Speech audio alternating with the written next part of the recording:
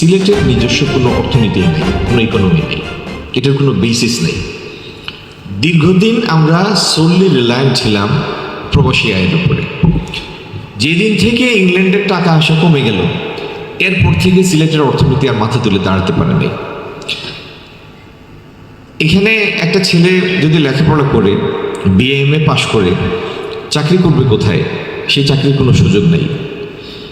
হয় তার ঢাকা চিটংয়ে যাওয়া লাগবে চাকরির জন্য, আর বাদবাকিরা যেটা করে তখন থেকেই শুরু করে বিদেশ যাওয়ার ফন্দি ফিকির, এবং একসময় দেশের বাইরেই চলে যায়। মেয়েদের ক্ষেত্রে অবস্থা তো আরও খারাপ। এই মেয়েদের ঢাকা চিটংয়ে আপনারা পাঠাবেন না চাকরি বাকরির জন্য, সুতরাং এদের বাপ মাদের অপেক্ষাই করা লাগে যে ভালো কোনো একটা প্রপোজাল আসবে, বিয়ে দিয়ে স্বামীর ঘরে চলে যাবে। এই জিনিসটা এত আনটেনেবল। একটা এই শুধু এই কনস্টিটিউয়েন্সির ভোটার হচ্ছে 7 লাখ।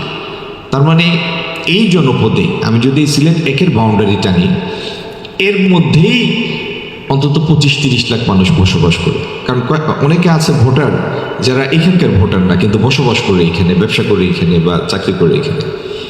25-30 লাখ লোকের একটা জনপদের মধ্যে কোনো এমপ্লয়মেন্ট স্কোপ নাই। এটা ভয়াবহ একটা ব্যাপার।